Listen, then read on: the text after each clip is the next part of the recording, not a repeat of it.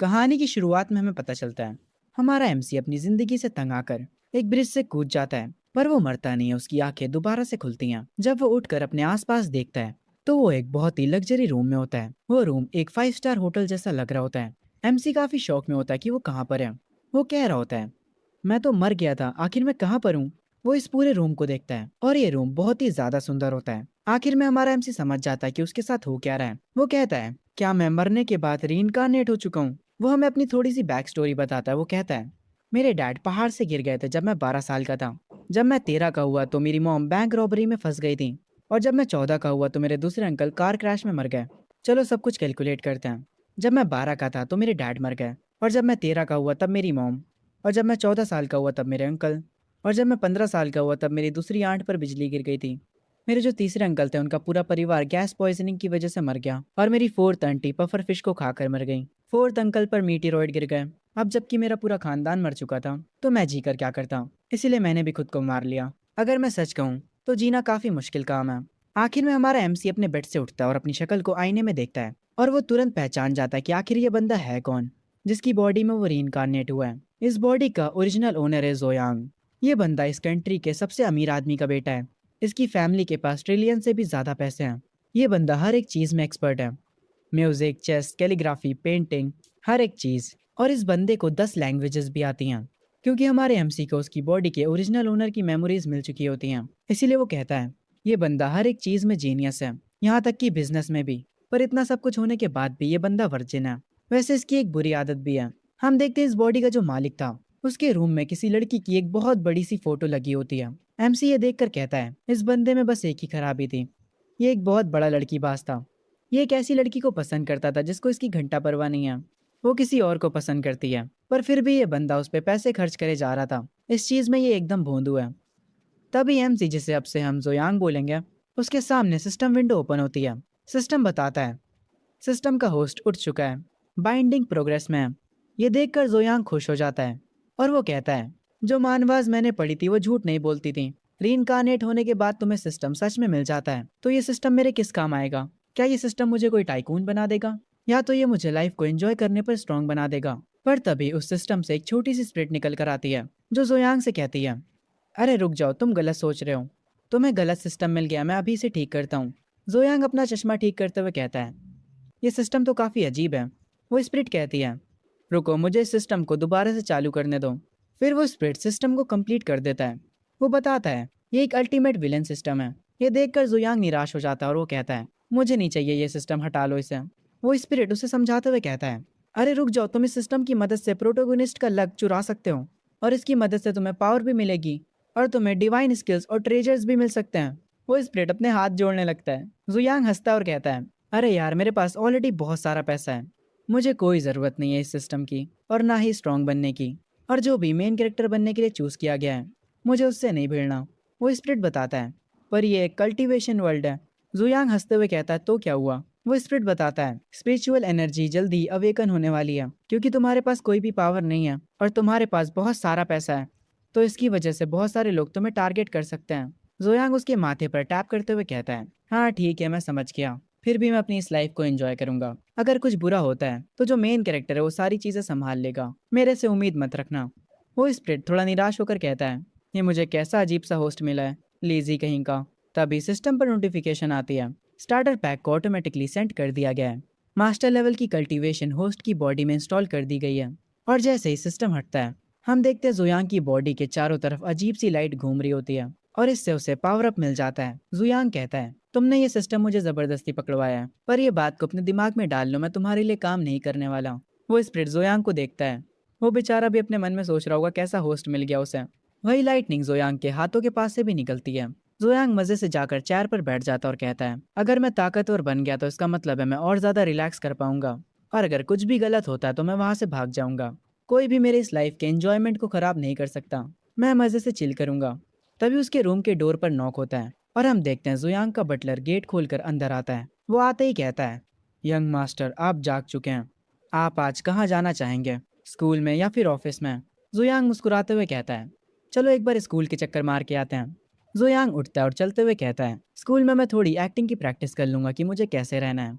College classes काफ़ी easy होती हैं, मैं आराम से उन क्लासेस के बीच सो सकता हूँ। और जितना ज़्यादा हो सके मुझे मेन कैरेक्टर से दूर रहना है, उसी में मेरी भलाई है। वो बटलर जोयांग से कहता है। मैं समझ गया यंग मास्टर, मैं कार को रेडी करवाता हूँ। आखिर में वो बटलर अपने मन में कहता है। यंग मास्टर चेनलू का पीछा नहीं छोड़ पा रहे हैं। चेनलू उसी लड़की का नाम है जिसकी हमने अभी बड़ी सी फोटो देखी थी। आगे वो बटलर कहता है, आज चेनलू भी शायद स्कूल में आएगी। शायद से यही रीज़न है कि यंग मास्टर आज स्कूल जाना चाह रहे हैं। जोयांग अपने बटलर से कहता है। वैसे वो इस बटलर को अंकल यान बुलाता है, तो हम भी इन्हें वही बुलाएंगे। खैर, जुयांग कहता है, अंकल यान सारी चीज़ों को नॉर्मल रखिएगा। मैं नहीं चाहता आप कोई सुपर कार उठा लें और हर कोई मेरी कार को देखे। अंकल यान कहते हैं, परेशानी की कोई बात नहीं है यंग मास्टर, मैं हर एक चीज़ को हैंडल कर लूंगा। तभी सीन शिफ्ट होता है। जोयांग अपने बंगले से बाहर आता है और वो कार के पास जाकर कार को देखता है और कहता है, अंकल यान को ये कार कहाँ से नॉर्मल लगी। अंकल यान असल में बहुत ही ज़्यादा एक्सपेंसिव कार लेकर आए होते हैं। वो आगे उस कार का गेट खोलते हैं और कहते हैं, यंग मास्टर असल में हमारे पास सबसे चीप यही कार थी। ब्रो व्हाट, अगर ये चीप है तो एक्सपेंसिव कौन सी होगी। खैर, ये सुनने के बाद जोयांग अपने माथे पर हाथ रख लेता है और अपने मन में कहता है, तो अमीर लोग सबसे चीप कार इसे कहते हैं। वाओ। खैर, आगे वो कार में बैठ जाता है और स्कूल की तरफ निकल पड़ता है। वो जिस भी रोड से गुजर रहा था, सारी पब्लिक का ध्यान उसकी कार पे जा रहा होता है। वो लोग इस कार को देखकर काफी हैरान होते हैं। सारे लोग एक ही बात कर रहे होते हैं, आखिर ये किस अमीर आदमी की कार है। जोयांग कार में बैठा हुआ कह रहा होता है, लोग कहते हैं उन्हें सुबह सुबह ट्रैफिक मिलता है, पर मुझे तो नहीं मिला। तभी उसके सिस्टम की स्प्रिट वापस से बाहर आता है और वो कहता है, होस्ट मुझसे बात करो, मैं तुम्हारा सिस्टम हूँ। पर जोयांग इस सिस्टम की बातों पर ध्यान नहीं देता। वो इस कार में मजे से बैठा होता है। पर तभी इन लोगों को रास्ते में ट्रैफिक मिल जाता है। जब जोयांग ये ट्रैफिक देखता है तो वो तुरंत कार से उतर जाता है। वो अंकल यांग से कहता है, आप घर वापस चले जाइए। जिस हाई स्कूल में मैं जा रहा हूँ वो मोडू यूनिवर्सिटी के करीब में है, तो मैं वहाँ पैदल चला जाऊंगा और इससे मेरी एक्सरसाइज भी हो जाएगी। ये कहकर जोयांग वहाँ से निकल जाता है। जोयांग वॉक करते करते जा रहा होता है और अपने मन में कह रहा होता है, मेरी पिछली जिंदगी बहुत ज्यादा टफ थी। हर दिन मैं टेंशन में रहता था, पर अब मैं अमीर भी हूँ और ताकतवर भी। इसीलिए टाइम आ गया लाइफ को एंजॉय करने का। आखिर लाइफ मजे करने के लिए ही तो होती है। पर तभी उसकी नजर कहीं और चली जाती है। वो एक लड़की को रोते हुए देखता है, जो कि कीचड़ में सनी होती है। वो नदी के बहुत पास बैठी होती है और रोते हुए कह रही होती है, क्यों, आखिर सब मुझे ही परेशान क्यों करते हैं। आखिर मैंने उनके साथ क्या गलत करा है। तभी सीन शिफ्ट होता है एक दूसरे बंदे पर। उसकी भी आंखें अचानक से खुली होती हैं। वो कहता है, मुझे लगा था मैं मर गया हूँ। वो अपने हाथों को चेक करता है। वो अपने आसपास की जगह को भी देखता है। आगे फिर वो अपनी जेब से फोन निकालता है और आज की डेट देखता है, जिसे देखकर वो हैरान रह जाता है। वो कहता है, ये तो 30 साल पहले का समय है। मैं सच में टाइम में पीछे आ गया हूँ। वेट, आज की डेट क्या है। अरे नहीं, मेरी बहन। वो तुरंत भागने लगता है अपनी छोटी बहन के पास जाने के लिए। वो कह रहा होता है, तुम कुछ भी मत करना, तुम्हारा बड़ा भाई वापस आ गया है, तुम बस ठीक रहना, मैं बस जल्दी ही पहुंच जाऊंगा। तभी सीन वापस से जोयांग के ऊपर शिफ्ट होता है। वो उस लड़की के पास आकर बैठ जाता है और कहता है, क्या तुम्हें कोई बुली कर रहा है, मुझे बताओ, मैं सब कुछ संभाल लूंगा। वो लड़की कहती है, कोई भी मेरी मदद नहीं कर सकता, कोई भी मुझसे अच्छे से बात नहीं करता। मेरी पूरी जिंदगी ही एक मिस्टेक है, मेरी वजह से बस लोग परेशान होते हैं। ये सुनने के बाद जोयांग कहता है, तो तुम इन्हीं रीजंस की वजह से मरना चाहती हो। तुम नदी के पास खड़ी हो, क्या तुम नदी में जंप करने का सोच रही थी। मेरी बात सुनो, मैं तुम्हें बताता हूँ क्या होगा। जब लोग डूब जाते हैं तो तुम्हें पता उनके साथ क्या होता है। उनकी जो बॉडी होती है वो बैलून जैसे पानी पर तैरती रहती है और वो चीज काफी ज्यादा वियर्ड और अगली लगती है। और अगर तुम यहाँ पर मर जाती हो तो तुम्हारी बॉडी 24 घंटों तक तो ऊपर ही नहीं आएगी। और जब वो ऊपर आएगी तब सारे लोग उसे देखकर डर जाएंगे। वैसे तुम किसी और तरीके से भी मर सकती हो। तुम प्रिंसिपल ऑफिस के रूफ से क्यों नहीं कूद जाती। जैसे ही तुम ये करती हो तुरंत न्यूज बन जाएगी। जोयंग भाई, ये कौन सा तरीका है मोटिवेट करने का। खैर, आगे जोयंग कहता है, अरे यार मैं क्या बकवास कर रहा हूँ। वो लड़की जोयंग से कहती है, क्या आप पागल हो थोड़े से। जोयंग कहता है, अरे कुछ नहीं, मैं अब ठीक हूँ। जोयंग आगे एक चॉकलेट निकालता है और उस लड़की को देते हुए कहता है, मेरा नाम जोयंग है, अगर तुम्हें कोई मदद चाहिए तो मैं यहाँ पर हूँ। वो लड़की उस चॉकलेट को लेकर खाने लगती है और जोयांग को थैंक यू बोलती है और वो उसे अपना नाम बताती है। मेरा नाम लिनियो है, मैं स्पेशल फ्रेशमैन क्लास से हूँ। जोयांग लिनियो को अच्छे से देखता है और अपने मन में कहता है, स्पेशल क्लास तो अमीर बच्चों के लिए होती है। अब मुझे समझ आया वो लोग इसे बुली क्यों कर रहे हैं। जोयांग लिनियो से कहता है, मुझे सच बताओ, क्या स्पेशल क्लास के लोग ही तुम्हें बुली कर रहे हैं। लिनियो कहती है, हाँ, मेरा परिवार गरीब है, मैं टॉप ग्रेड्स की वजह से इस स्कूल में आई हूँ, इसीलिए वो मुझे हमेशा परेशान करते हैं। वो मेरे होमवर्क की कॉपी भी फाड़ देते हैं, यहाँ तक कि मुझे मारते भी हैं और मुझे सबके सामने घुटनों पर बैठाकर मेरा मजाक उड़ाते हैं। मेरे पीठ पीछे मेरे बारे में रूमर्स फैलाते हैं और मुझे वर्थलेस लो लाइफ कहते हैं। ये कहते ही लिनियू जोरों से रोने लगती है। ये सुनकर जोयांग को थोड़ा गुस्सा आता है। वो गुस्से में कहता है, उनकी हिम्मत कैसे हुई। वो लिनियू का हाथ पकड़ता और कहता है, चलो चलते हैं तुम्हारे क्लास में और उन लोगों को सबक सिखाते हैं। ये सुनने के बाद लिनियू कहती है, नहीं प्लीज ऐसा मत करो, उनकी फैमिलीज काफी ज्यादा पावरफुल हैं। भाई तू कह भी किससे रही है, उसकी फैमिली इस कंट्री में सबसे ज्यादा पावरफुल है। जुयांग कहता है, मेरी बात सुनो, अभी के लिए मैं तुम्हारा बॉस हूँ, चलो देखते हैं कौन मेरी फैमिली से ज्यादा पावरफुल है। जोयांग अपने मन में कह रहा होता है, मैं मेन कैरेक्टर से तो नहीं भिड़ूंगा, पर इन बेकार के बच्चों को तो संभाल ही सकता हूँ। आगे से ही शिफ्ट होता है क्लासरूम में। सारे बच्चे आपस में मजे कर रहे होते हैं। वो लोग कुछ लोगों को बुली भी कर रहे होते हैं। जोयांग अपने पैर से कस के डोर पर किक मारता है, जिसकी वजह से सारे बच्चे डोर की तरफ देखने लगते हैं। जोयांग लिनियो को लेकर यहाँ पर आ जाता है। तभी क्लास की जो टॉप बुली होती है, एक लड़की, वो उठती है और कहती है, लिनियो तुम अपने साथ ये किसे लेकर आई हो, कहीं अब तुम पावरफुल तो महसूस नहीं कर रही। क्लास के सारे लोग बातें करने लगते हैं और कहते हैं, शिनली अब पक्का लिनियो को और परेशान करेगी। ये सुनने के बाद लिनियो अपने मन में कहती है, ब्रदर जोयांग भी मेरी वजह से फंस जाएंगे। जोयांग लिनियो से कहता है, मेरी बात सुनो, अगर तुम्हें कोई बुली करे तो उनसे फाइट बैक करो, जितना तुम सहोगी ये लोग उतना ही बुरा करते जाएंगे। ये सुनने के बाद लिनियो अपने मन में कहती है, ब्रदर जोयांग सच में कमाल के हैं। जोयांग आगे उसी टॉप बुली के पास जाता है और उससे कहता है, तो तुम हो यहाँ की बॉस, तुमने ही सबसे पहले लिनियो को बुली करना स्टार्ट किया था। वो लड़की कहती है, हाँ मैंने ही करा था, मेरा नाम शिनली है, मैंने ही उसे बुली करा। अब बताओ तुम क्या कर सकते हो, तुम मेरा क्या ही बिगाड़ सकते हो, तुम्हें पता मेरा कजन कौन है। इसकी और बातें सुनने से पहले ही जोयांग एक कस के थप्पड़ लगाता है इसके। ये लड़की जमीन पर गिर जाती है। जोयांग कहता है, अगर तुम्हारा कजन कोई राजा महाराजा भी है तब भी मैं तुम्हें मारने वाला हूँ। ये सुनने के बाद शिनली काफी गुस्सा हो जाती है और कहती है, तुम्हारी हिम्मत कैसे हुई, मेरी कजन चेनलू है, तुम उसे जानते हो, वो इस कंट्री के सबसे अमीर फैमिली के साथ बहुत क्लोज है, वो जू फैमिली के वारिस के साथ काफी क्लोज है, मुंह बंद कर लो, वो वारिस यही है। खैर ये कहकर शिनली हंसने लगती है और कहती है, अब तो तुम गए, तुम्हें कोई नहीं बचा सकता। जोयांग जब ये बात सुनता है तो उसे इस बॉडी के ओरिजिनल ओनर की मेमोरीज याद आती हैं। वो अपने मन में कहता है, इस लड़की ने चेनलू कहा, जिसके पीछे इस बॉडी का मालिक पागल था। वो सोच में पड़ जाता है और उस लड़की को लगता है कि जोयांग डर गया। वो उठती है और कहती है, लगता है तुम्हें पता चल गया कि मेरी कजन और जोयांग फैमिली कितनी क्लोज है। अभी मेरे सामने घुटनों पर आओ और मुझसे माफी मांगो, वरना मैं तुम्हारी लाइफ को बर्बाद कर दूंगी। जोयांग वापस से इस लड़की के एक और थप्पड़ कस के लगाता है। वो लड़की शॉक हो जाती है। जोयांग कहता है, तुम्हें लगता है मैं तुम्हारी रिस्पेक्ट करूंगा। जोयांग अपनी पॉकेट से अपना फोन निकालता है और उसे अपना सोशल मीडिया अकाउंट दिखाता है और कहता है, अपनी आंखें खोलो और देखो मैं कौन हूँ। ये देखकर वो लड़की हैरान पड़ जाती है। वो कहती है, आप तो जोयांग हो। उस लड़की का बिहेवियर तुरंत पलट जाता है। वो मुस्कुराते हुए कहती है, अरे जोयांग, आपको पता है मेरी कजन चेनलू है, हम सब एक परिवार ही तो हुए। ये सुनने के बाद जोयांग इस लड़की को एक और थप्पड़ लगाता है और कहता है, अपना मुंह बंद रखो, तुम अपने आप को मेरा परिवार बता भी कैसे रही हो।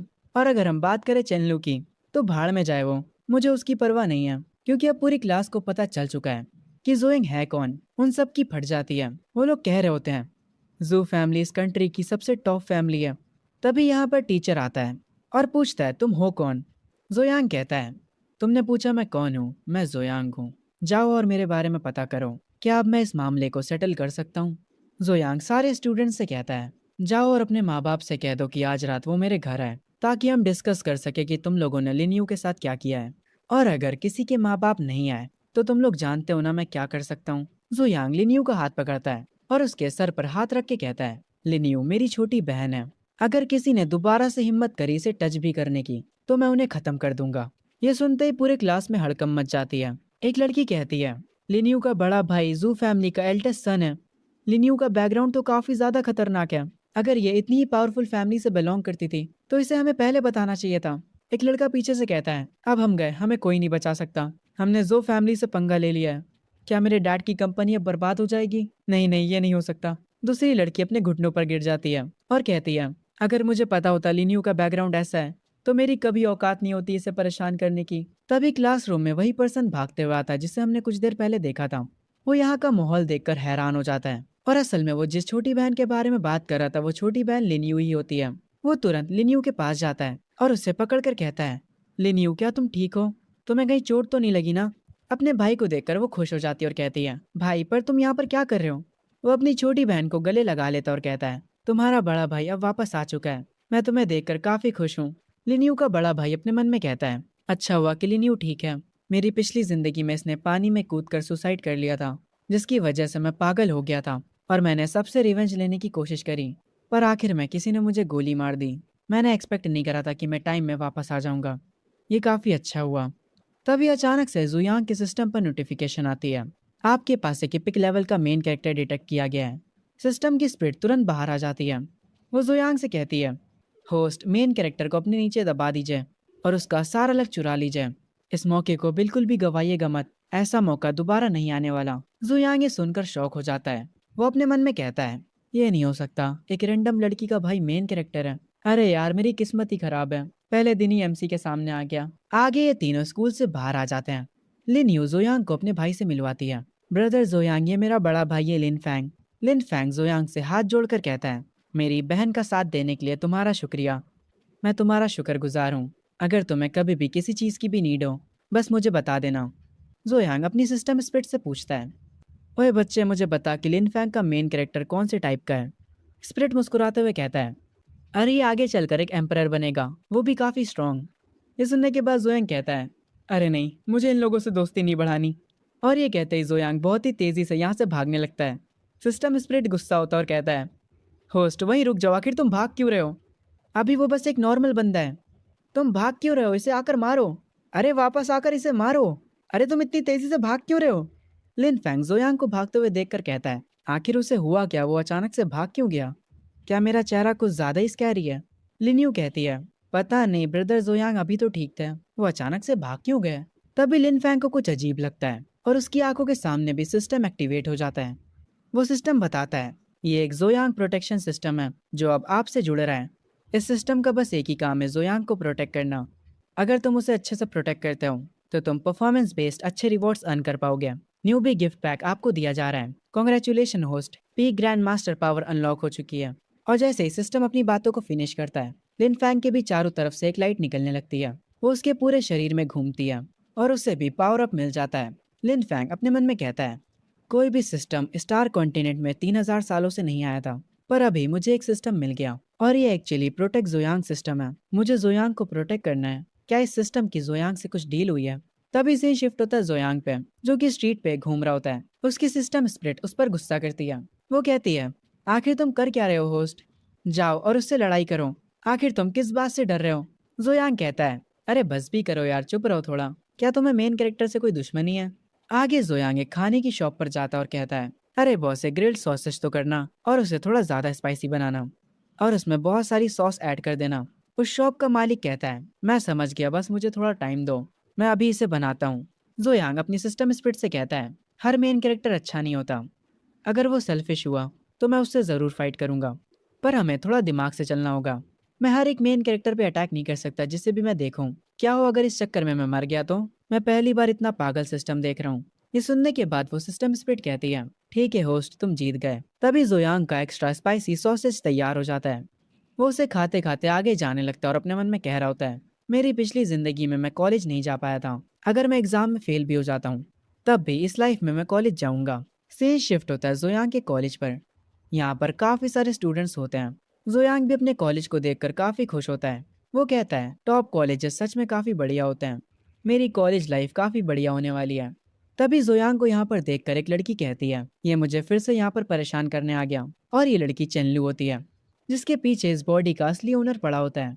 वो एक लड़के के साथ होती है और आगे वो कहती है, मैं तुमसे कई बार कह चुकी हूँ जोयांग, मैं तुम्हें पसंद नहीं करती। चेनलू को देखकर जोयांग अपने मन में कहता है, तो 3 सालों से इसके पीछे पागल था मेरी बॉडी का असली ओनर।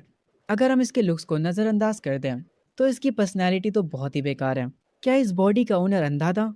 तभी सिस्टम का वापस से नोटिफिकेशन आता है, हमें एक रेयर मेन कैरेक्टर मिला है। सिस्टम स्पिरिट वापस से बाहर आ जाता है और कहता है, होस्ट अब इस मौके को हाथ से जाने मत देना।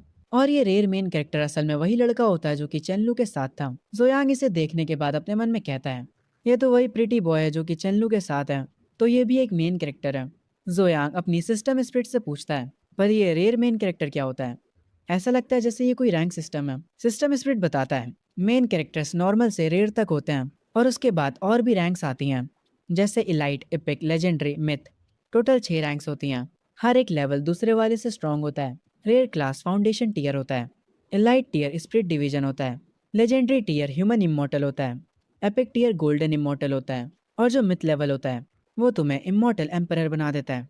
खैर आगे चेनलू जोयांग के पास आती है और कहती है, जोयांग तुम मुझे स्टॉक करना कब बंद करोगे? मुझे ये सोच कर ही घिन आती है। मुझे तुम्हारी फैमिली से कोई मतलब नहीं है। जो बाकी के कॉलेज के स्टूडेंट्स होते हैं वो इन्हें ऐसे देखकर आपस में बात करने लगते हैं। जोयांग वापस से चेनलू के पीछे पड़ गया। वो उसके पीछे 3 सालों से पड़ा है। ये सुनने के बाद वो लड़का कहता है, हाँ तुमने सही कहा। पर चेनलू जरा सा भी उसे भाव नहीं देती है। पर जोयांग उसके लिए कितना कुछ कर चुका है। अभी चेनलू की फैमिली के पास जो कुछ भी है वो सब कुछ जोयांग की वजह से ही है। वो लड़की कहती है, एक सेकेंड, ये लड़की मित्सुआ क्यों बन गई? खैर ये कहती है, तुमने सही कहा पर तुम्हें ऐसे बात नहीं करनी चाहिए। चेनलू ने सुन लिया तो तुम मुश्किल में पड़ सकते हो। खैर जोयांग उस लड़की की तरफ देखता है और अपने मन में कहता है, तो ये है एक रेयर मेन कैरेक्टर। इसकी पावर्स इतनी भी बुरी नहीं है। ये एक इन्नेट लेवल पर है।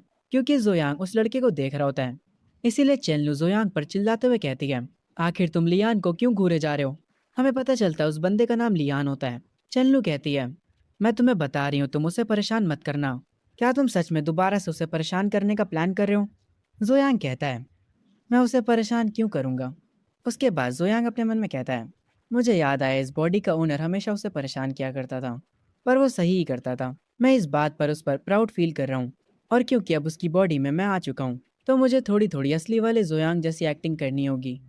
मैं पहले बेशरम हुआ करता था पर अगर मैं मेन कैरेक्टर से भिड़ता हूँ तो उसके बाद मैं अपने फैसले से पीछे नहीं हट सकता। जोयांग चेनलू से कहता है, शांत हो जाओ चेनलू। मैं तुम्हें बताना चाहता हूँ कि मैं अब से तुम्हारे पीछे नहीं पड़ूंगा। अब से हम एक दूसरे के लिए अनजान हैं। अब से मैं बिल्कुल भी तुम्हें नहीं जानता।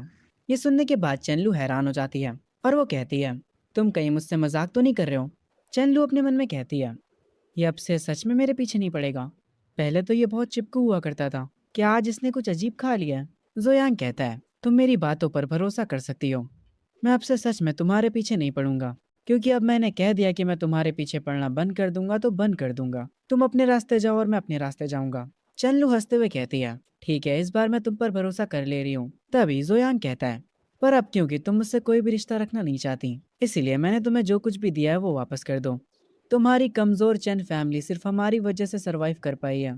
तुमने मेरे पैसों का खाना खाया और मुझसे काफी सारे गिफ्ट्स लिए। अब उन सबको वापस करने का टाइम आ चुका है। ये सुनकर चेनलू को काफी गुस्सा आता और वो कहती है, तो तुम अभी भी एक बेकार के लूजर ही हो जोयांग। सिर्फ लूजर्स ही अपने गिफ्ट्स को वापस मांगते हैं। क्या तुम एक मर्द भी हो? जोयांग अपना कोट सही करते हुए कहता है, तुम वो हो जो मुझसे रिश्ता खत्म करना चाहती हो। मैं बस उन चीजों को वापस ले रहा हूँ जो कि मेरी हैं। आखिर इसमें क्या बुरा है?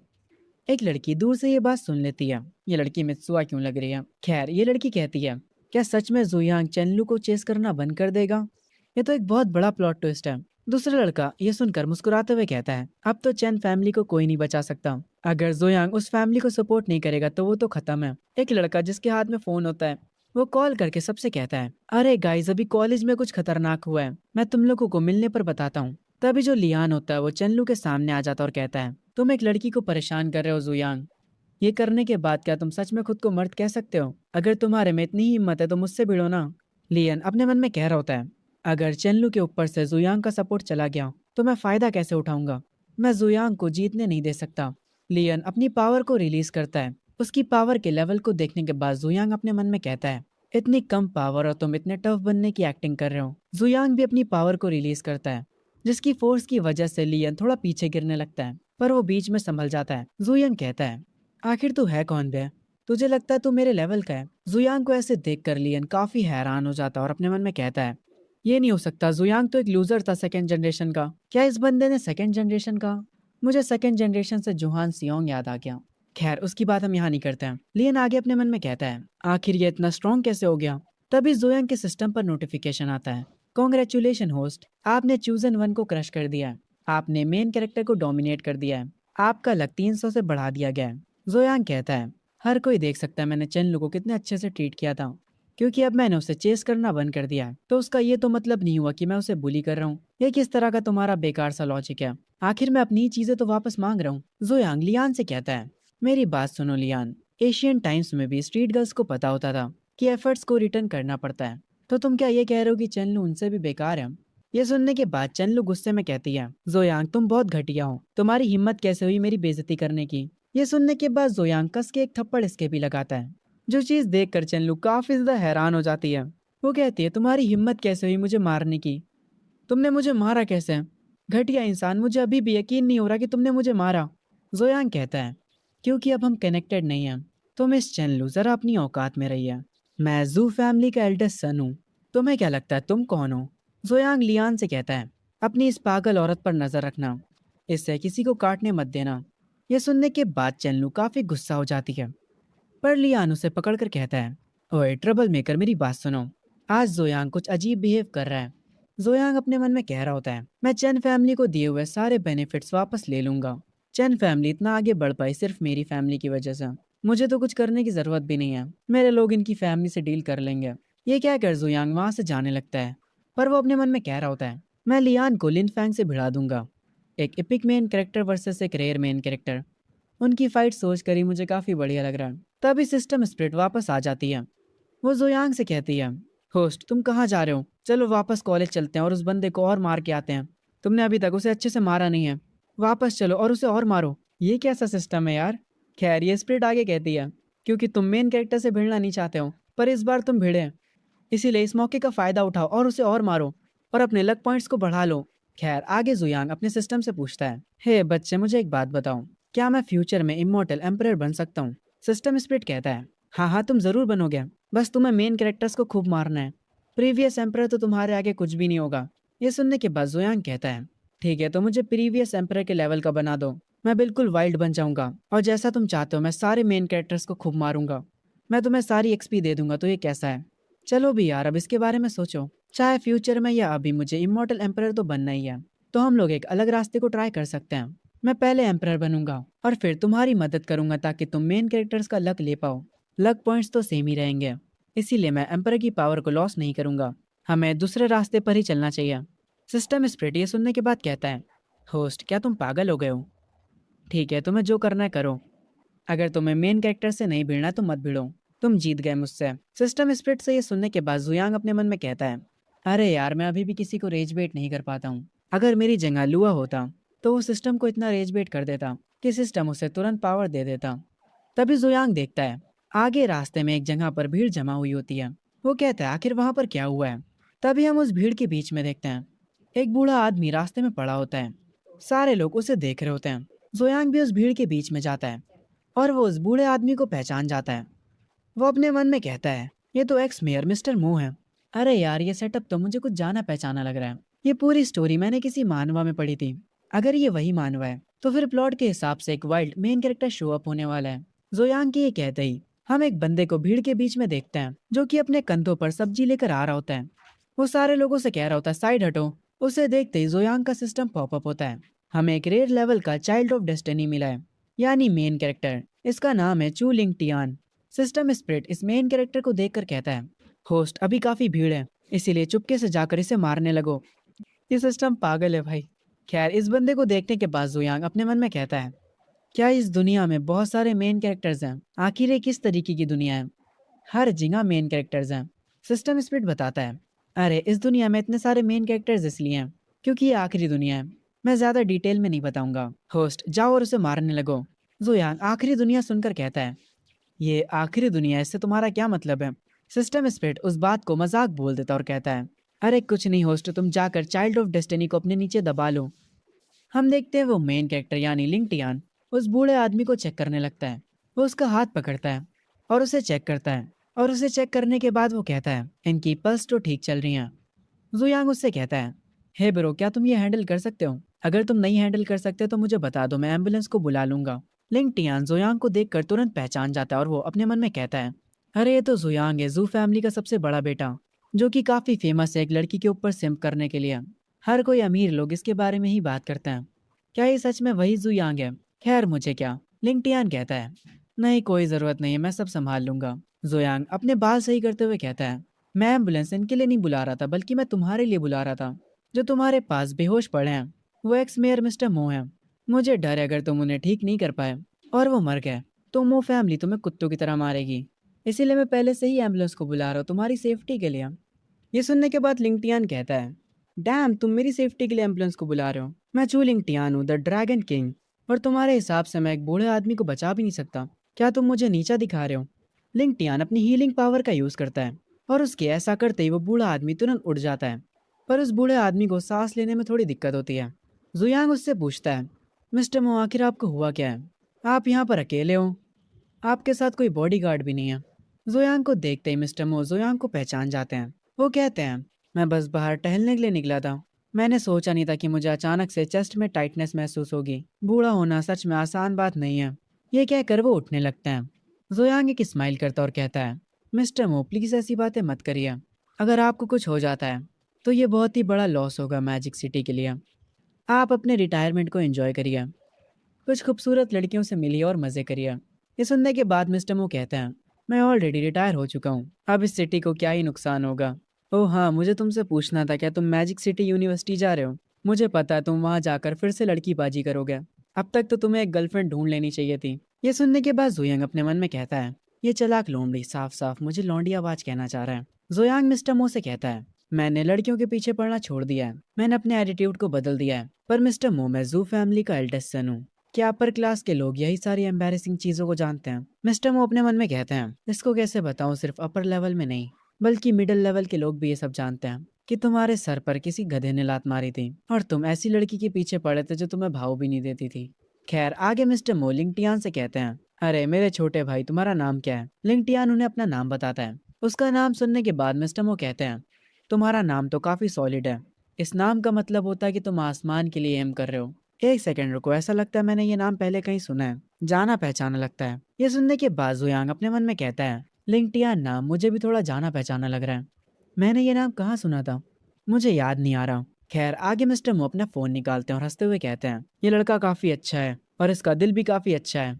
लिंगटियान, तुम मुझे अपना कॉन्टैक्ट नंबर दो, ये हमारे फ्यूचर कनेक्शन के लिए अच्छा है। लिंगटियान अपना फोन निकालते हुए कहता है, कोई दिक्कत की बात नहीं है, मैं अभी आपको अपना कॉन्टैक्ट नंबर देता हूँ। ये कहते हुए लिंगटियान एक स्माइल करता है, जिसे देखने के बाद जुयांग कहता है, ये स्माइल ये भी काफी अपनी अपनी सी लग रही है, ये चीज काफी स्ट्रेंज है। मिस्टर मोस की स्माइल देखकर कहते हैं, इसकी स्माइल इतनी क्रीपी क्यों लग रही है? खैर, अपना कॉन्टैक्ट नंबर देने के बाद लिंगटियान अपना फोन वापस से अपनी जेब में रख लेता है और अपनी सब्जियों को उठाकर यहाँ से निकल जाता है। और इसके जाते ही जुयांग को याद आ जाता है। वो अपने मन में कहता है, मुझे अब याद आया, ये तो क्रिकेट माउथ ड्रैगन किंग है, यान फैमिली का यंशियल लूजर सन इन लॉ, एक लेजेंडरी ड्रैगन किंग जिसने यान फैमिली में शादी करी थी। तभी से ही शिफ्ट होता है लिंगटियान के ऊपर। वो भागते भागते एक जगह पर रुक जाता है। वो थोड़ा हैरान होता है क्योंकि जुयांग से मिलने के बाद उसका भी सिस्टम एक्टिवेट हो जाता है और उसका सिस्टम भी लिन फैंग जैसा होता है। वो उसे जुयांग को प्रोटेक्ट करने के लिए कहता है। इस सिस्टम का भी बस एक ही काम होता है, जुयांग को प्रोटेक्ट करना। अगर तुम अच्छा करते हो तो तुम्हें रिवॉर्ड्स मिलेंगे। इसे भी बिगिनर पैक मिल जाता है। कॉन्ग्रेचुलेशन होस्ट, आपको पी ग्रैंड मास्टर पावर मिल चुकी है। और ये सब होते ही लिंगटियान की बॉडी के पास से भी अजीब लाइट निकलने लगती है जो कि उसे पावर अप दे देती है। सिस्टम को देखकर लिंगटियान काफी खुश हो जाता है और वो कहता है, ये तो एक सिस्टम है, मैं अब अमीर बन जाऊंगा। एक सेकंड को, मेरी वाइफ पहले से अमीर और खूबसूरत है, मैं ऑलरेडी अपने सपनों की जिंदगी जी रहा हूँ। लिंगटियान सिस्टम को देखकर कह रहा होता है, आखिर ये प्रोटेक्ट जोयांग वाला क्या सीन है? आखिर ये सिस्टम है क्या जोयांग और ये सिस्टम मुझसे कुछ छुपा रहे हैं? सिस्टम कहता है, सिस्टम तुम्हें एक्सप्लेन नहीं करने वाला, तुम बस अपने ड्रैगन किंग होने की ड्यूटीज निभाओ। और वैसे भी ड्रैगन किंग होना लॉ को ब्रेक करता है। ये देखने के बाद लिंगटियान कहता है, वैसे ये कह तो सही रहा है, एक सेकंड रुको, मैंने कभी भी लॉ को ब्रेक नहीं किया, तो फिर मैं क्यों डरूं? लिंगटियान भागते हुए जाने लगता और कह रहा होता है, मैं जोयान को प्रोटेक्ट करूं, मेरा कद्दू करे ये काम, मैं तो घर जाकर अपनी सुंदर सी बीवी के साथ डिनर करूंगा। और वैसे भी जुयांग पहले से स्ट्रांग है, तो उसे प्रोटेक्शन की क्या ही जरूरत। हम जुयांग को देखते हैं जो कि खड़ा होता है, तभी उसे पीछे से आवाज आती है, यंग मास्टर जुयांग, आप यहाँ पर क्या कर रहे हैं? जब जुयांग पलट कर देखता है तो ये लिन फैंग होता है जो कि उसे हाई करते हुए उसके पास आ रहा होता है। जुयांग कहता है, अरे ये तो ब्रदर लिंग फैंग है। लिन फैंग कहता है, आपका शुक्रिया यंग मास्टर जो, अगर आप ना होते तो पता नहीं मेरी बहन क्या कर चुकी होती। जुयांग कहता है, अरे कोई दिक्कत की बात नहीं है, जब मेरे बेकार के पेरेंट्स दुनिया घूम कर आ जाएंगे तब लिन्यू उन्हें अपना गॉड पेरेंट्स कह सकती है। मतलब जुयांग अपने मॉम डैड से लिन्यू को अडॉप्ट करवाएगा। ये सुनने के बाद लिन फैंग शॉक हो जाता है और कहता है, तुम सच में ये करोगे?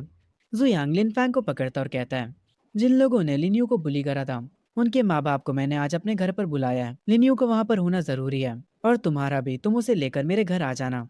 ये लोग स्कूल में बुली करते हैं, हम इन्हें छोड़ेंगे नहीं। लिन फैंग ये सुनने के बाद अपने मन में कहता है, मुझे लगा था अमीर लोग बहुत ज्यादा घमंडी होते हैं, पर मैं गलत था। यंग मास्टर जुयांग सिर्फ टैलेंटेड ही नहीं बल्कि एक अच्छे इंसान भी हैं। मुझे हैरानी नहीं है कि ये जू फैमिली के वारिस हैं। लिन फैंग अपने सर को झुकाकर जुयांग का शुक्रिया बोलता है और कहता है, आपका बहुत बहुत शुक्रिया लिन यू, और मैं आपकी काइंडनेस को हमेशा याद रखेंगे। जुयांग उसका हाथ पकड़ता और कहता है, अरे कोई ना, तुम मुझे जुयांग बुला सकते हो। कम ऑन यार, ये नया जमाना है, गुलामों जैसे मुझसे बातें मत करो, ये मुझे अच्छा नहीं लगता। लिन फैंग अपने माथे पर हाथ रखता और अपने मन में कहता है, पर मैंने कब कहा कि मैं स्लेव हूँ? शायद से जोयांग को कुछ मिसअंडरस्टैंडिंग हुई है। जोयांग कहता है, लिन फैंग तुम भी मैजिक सिटी यूनिवर्सिटी में हो है ना?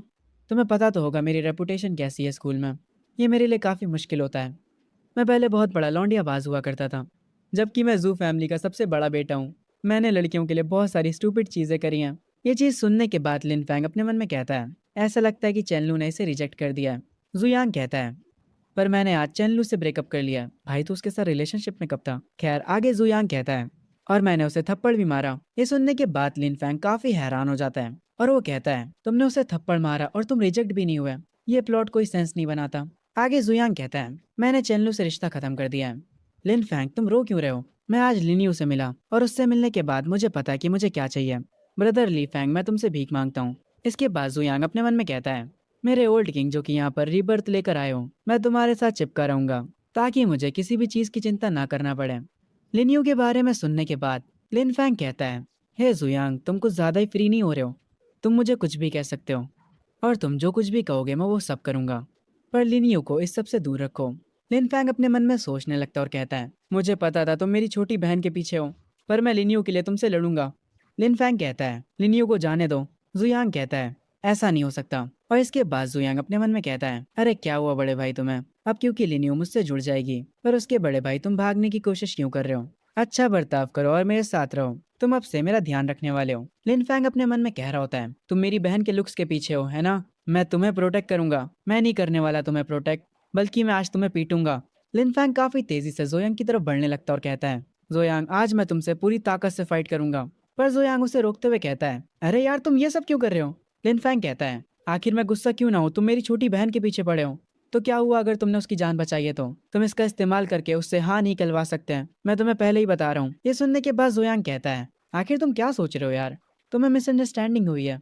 मेरा कहने का मतलब था लिनियो मेरी फैमिली बन जाएगी, यानी मेरी छोटी बहन। समझ में आया? ये सुनने के बाद लिन फैंग के चेहरे पर स्माइल आ जाती है और वो कहता है, तो तुम्हारा ये मतलब था? तुम्हें ये पहले कहना चाहिए था।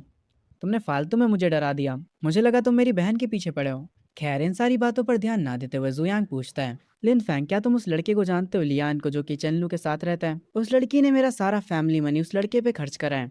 तुम जाकर उससे निपट सकते हो मेरे लिए, उसे वाइप आउट कर दो। ये सुनने के बाद लिन फैंग अपने मन में कहता है, टाइम में पीछे आने से पहले मैंने कम से कम हजारों जाने लिए हैं, ये मेरे लिए मुश्किल नहीं होगा। पर यंग मास्टर जो के लिए एक रेगुलर गाय को हैंडल करना तो ईजी होना चाहिए, तो ये मुझसे क्यों मदद मांग रहे हैं? ये चीज़ मुझे जर्नी टू द वेस्ट जैसी वाइब क्यों दे रहा है, जब कोई किसी और को ऑर्डर्स देता है मॉन्क और उसके क्रू को मारने का। लिन फैंग जोयांग से कहता है, तुम्हारे पास पैसा है और पावर भी, एक एवरेज पर्सन से डील करना तो तुम्हारे लिए बाएं हाथ का खेल होना चाहिए, तो तुम मुझे क्यों ऑर्डर दे रहे हो? ये सुनने के बाद जोयांग कहता है, आज ए पर्सन तुम्हारे में कॉन्शियस होना चाहिए। मैं हमेशा बात मानता हूँ, लॉ और रूल्स को मानता हूँ। आखिर मैं ऐसी चीजें कैसे कर सकता हूँ? ये सुनने के बाद लिंग फैन कहता है, तुम लॉज और रूल्स को मानते हो, पर फिर भी तुम चाहते हो कि मैं किसी को मारूं, और तुम्हें ये कहते हुए शर्म भी नहीं आ रही है? यार थोड़ी शर्म करो। तभी बीच में जोयांग कहता है, अरे यार मैं तो मजाक कर रहा था, मैं तुम्हें उसे सच में मारने के लिए थोड़ी ना कह रहा हूँ, बस उसे थोड़ा परेशान करो और उसे थोड़ा नीचे गिरा दो अगर तुम कर सकते हो तो। ये कहने के बाद जोयांग अपने मन में कहता है, मैं पिछले एम्परर का इस्तेमाल कर रहा हूँ ताकि मैं मेन कैरेक्टर को गिरा सकूं। ये एक सॉलिड मूव है। वो अपने सिस्टम स्प्रिट से पूछता है, सिस्टम क्या ये ऑपरेशन के तौर पर काउंट होगा? इसके लिए लक की वैल्यू नहीं होगी क्या? ये सुनने के बाद सिस्टम स्प्रिट कहता है, ठीक है तुम जीत गए, मैं इसे काउंट करूंगा। तुम्हारे साथ रह रहकर मेरा भी मेहनत करने का मूड नहीं है। आगे लिनफैंग कहता है, ठीक है मुझ पे वैसे भी तुम्हारा एहसान है, पर मुझे एक बात बताओ, तुम ये सब चेनलू की वजह से तो नहीं कर रहे हो ना? और मेरा इस्तेमाल करके रिवेंज तो नहीं ले रहे हो ना? ये सुनते ही जुयांग कहता है, अगर मैं बेवकूफ़ हूँ तो क्या तुम भी बेवकूफ़ हो गए? अगर मैंने मूव ऑन ना किया होता तो मैं उससे ब्रेकअप ही क्यों करता?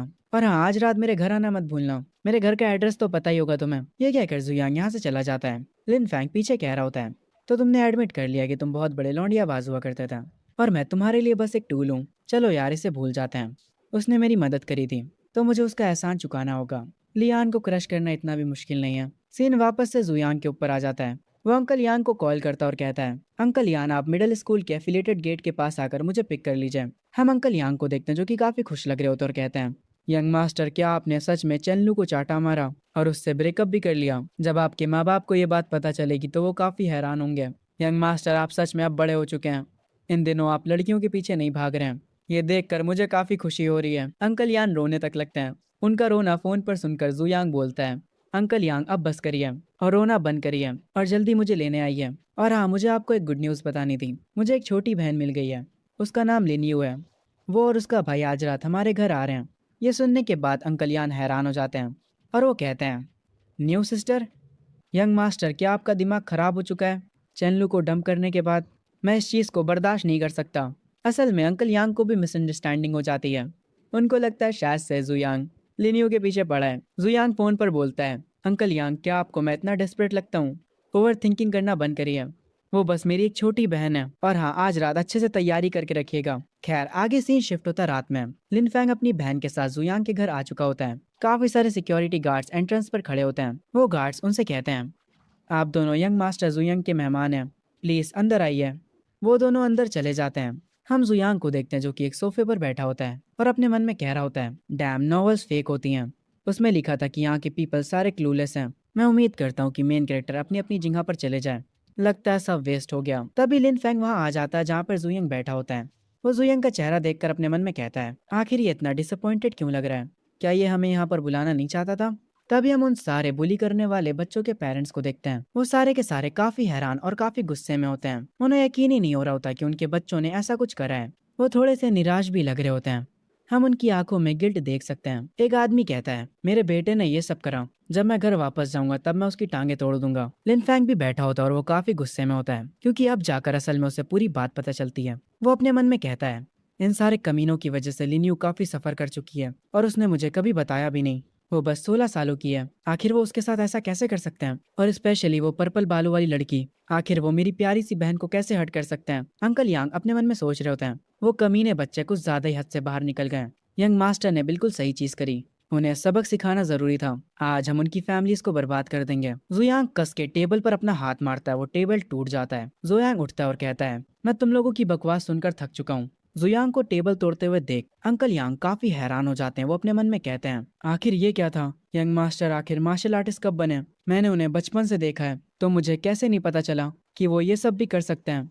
जुयांग काफी गुस्से में होता है और वो कहता है, अभी मैं तुम सारे पेरेंट्स से पूछना चाहता हूँ, आखिर किस तरह की एजुकेशन तुम तुम्हारे बच्चों को देते हो? तो मुझसे सुनो कि तुम्हारे बच्चे कैसे हैं। वो नकली हैं और चालाक हैं। वो लालची हैं और बदतमीज हैं। बेशरम और सेल्फिश हैं। सारे पेरेंट्स अपना सर झुकाकर खड़े होते हैं। जुयांग कहता है, बच्चे माँ बाप की कॉपी होते हैं। इसका मतलब है तुम लोग भी उन्हीं के जैसे हो गए। जब वो बच्चे थे तब से ही उन्हें बिगाड़ना, यही सब तो करा है तुम लोगों ने। और जब भी वो कोई गलती करते थे तो तुम लोग कहते होगे कि वो बस बच्चे हैं। मेरी बात सुनो, एक दिन तुम्हारे बच्चे बड़े होकर तुमको ही काटेंगे। अगर तुम उन्हें अभी नहीं सिखाते हो तो मैं सिखाऊंगा। जुयांग को ऐसे रिएक्ट करते हुए देख लिन्यू अपने मन में कह रही होती है, ब्रदर जुयांग, आप कितने अच्छे हो। आप इतने गुस्से में हो मेरे लिए कभी किसी ने इतना कुछ नहीं करा। जुयांग को ऐसे रिएक्ट करते देखकर लिन फैंग भी काफी खुश होता है। वो मुस्कुराते हुए कहता है, काफी अच्छा हुआ कि मैं जुयांग से मिला। अब कभी भी कोई लिन्यू से बदतमीजी नहीं करने वाला। यहाँ पर वो पर्पल बालों वाली बुली लड़की भी आई होती है। वो कहती है, यंग मास्टर जो, मैंने माफी मांगी जबकि मैं नहीं मांगना चाहती थी। आखिर आपको और क्या चाहिए? मैं वादा करती हूँ कि मैं अपनी कजन को आपसे दूर रखूंगी। हमने माफी मांग ली है, इतना काफी होना चाहिए। क्या हुआ अगर आप सबसे अमीर हुए तो?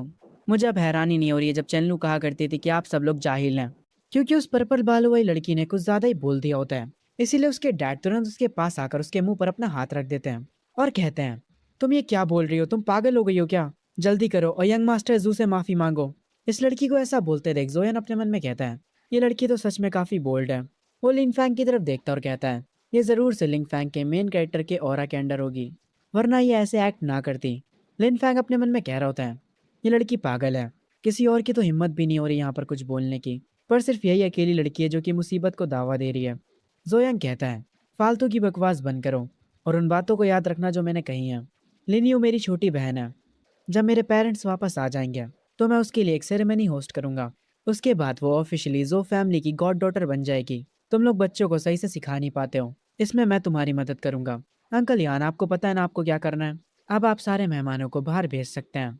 अंकल यांग कहते हैं, ठीक है यंग मास्टर, मैं समझ गया। उसके बाद वो सारे बॉडीगार्ड्स को ऑर्डर देते हैं कि इन मेहमानों को पकड़ लो। वो बॉडीगार्ड्स तेजी से उन मेहमानों की तरफ जाने लगते हैं। जोयंग कहता है, मैंने आपसे उन्हें बाहर भेजने के लिए कहा था, ना कि पकड़ने के लिए।